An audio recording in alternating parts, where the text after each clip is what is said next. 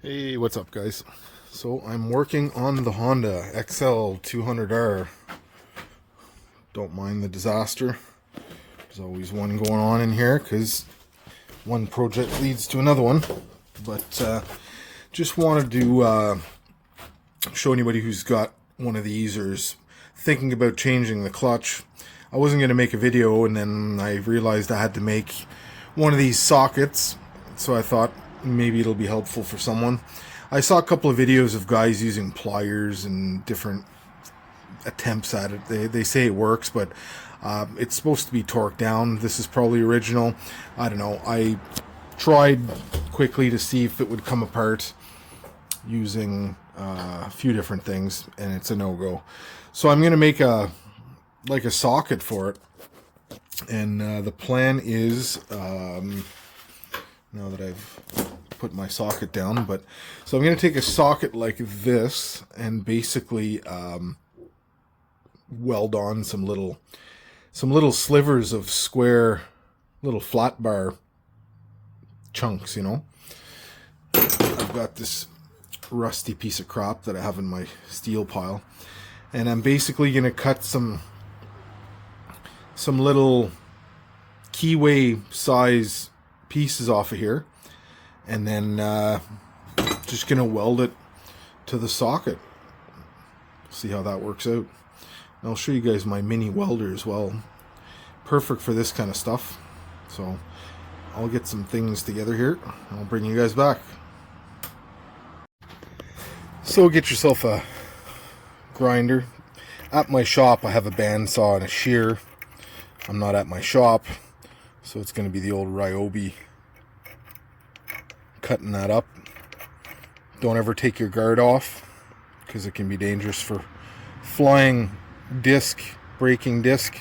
So I'm going to put my cover on. So I'm going to put my guard back on and cut this up.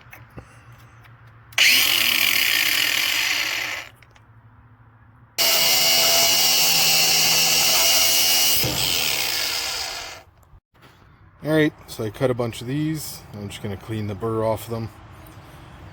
And then we're going to weld them to that socket. Alright, so here's my little tiny welder. It's a Power Fist 75.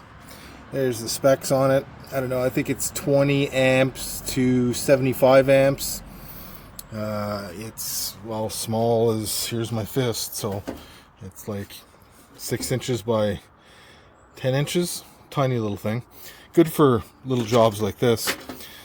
So I'm going to weld those little pieces to a socket. So I'm going to grab that socket.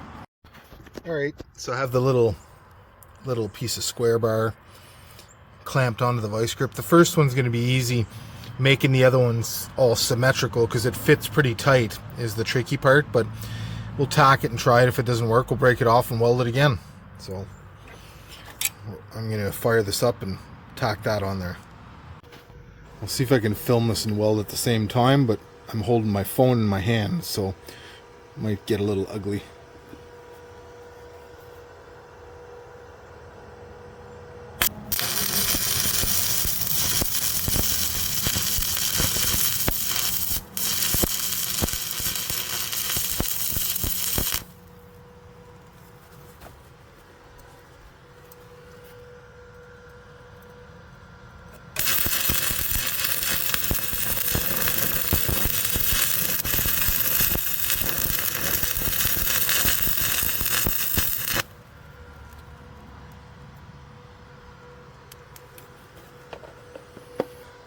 Go try this and then line up the next one. Not a bad weld really for a little baby welder like that, you know. Well, did the job, that's for sure. Yeah. Alright, this is what I've come up with. Now, I was thinking about doing 4 pins like those are. You can see it's 4 little cutouts for this as well. But I'm thinking that 2 is probably going to be enough to get this undone. So I'm going to clean some of the spatter off of this, and then we'll give it a try. Okay, so I've hammered that on. It's only got the 2 sides pretty sure that's going to be okay. When you clean it up, make sure you don't take too much off. You want it to be a tight fit, because otherwise when you put the impact on it, it's going to just break the corners off that special nut or whatever you want to call it. So let's give it a try. Let's see if this will work now. Oh, let's try it on this one. Oh, it's too big to go in here. What's a different size? Yeah, the buggers, eh? Like you. Oh, it's probably just not enough clearance to get in there. So yeah, we can grind that down. We'll just take it down. We'll take this down a little bit so it fits inside that groove. But this is the one I'm hoping I'll be able to get the clutch off without taking that one off. But I have a feeling they do that on purpose. But that's what it looks like. That's what that nut looks like there. So they sell the tool for that, but didn't want to wait for it, and two, why buy it if you can make it? Will it come out of there? Probably not. Oh no, it's on a spline, so it can't come out of there. That one's got to come off, so I'm gonna have to modify this thing. So I'm just gonna grind it down a bit and get it to fit inside there. Ground it down a bunch more. I hate taking that much meat off. Hindsight, I should have used a smaller socket, and there would be more meat left on the inside. But whatever. If it works, it works. If it doesn't, we'll make another one. But that fits in there now. So let's see if it'll take it off.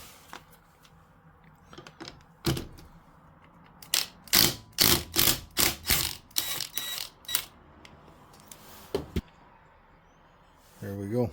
So that's how you do that. This took me 15 or 20 minutes max, and I even filmed it, so it's not a big deal if you can weld a little bit. If you can't, go see your neighbor or your cousin or your neighborhood redneck, and I'm sure they'll be able to whip something up for you. So the clutch was toast in this thing, and I noticed that there's some play and some parts that there shouldn't be any play. So I don't know what I'm gonna find in here. This wasn't a change the clutch video. It was just to show you how to make that tool. I saw somebody else was doing it with a pair of needle nose pliers, and I thought there's got to be a better way than that. So we just whipped that up in no time.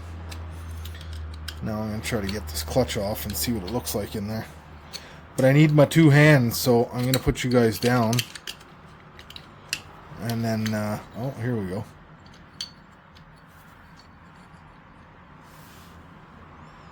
Well, those aren't nearly as bad as I thought they were going to be.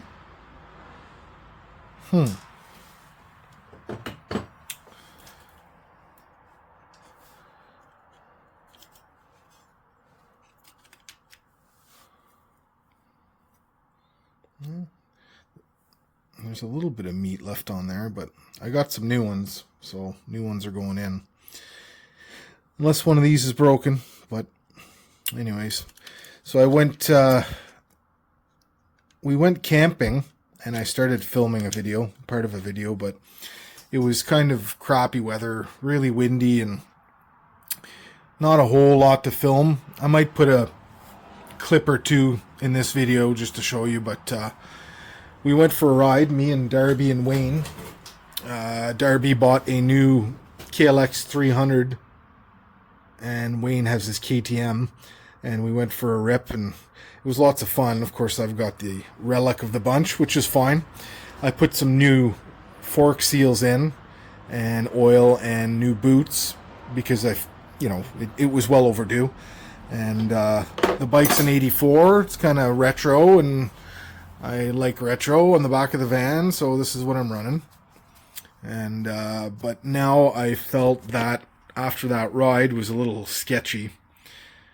The tires are toast, and they're weathered, and they might be from 84. So I'm changing those. I ordered some new ones. I was going to get some good ones, and then I saw the price, and I thought, I only paid, I think, $1,000 for the bike. It's gonna spend $600 on tires, so I bought some Chinese tires, off-road tires, so it should be interesting on the road, but it's mostly in the trails that I use it.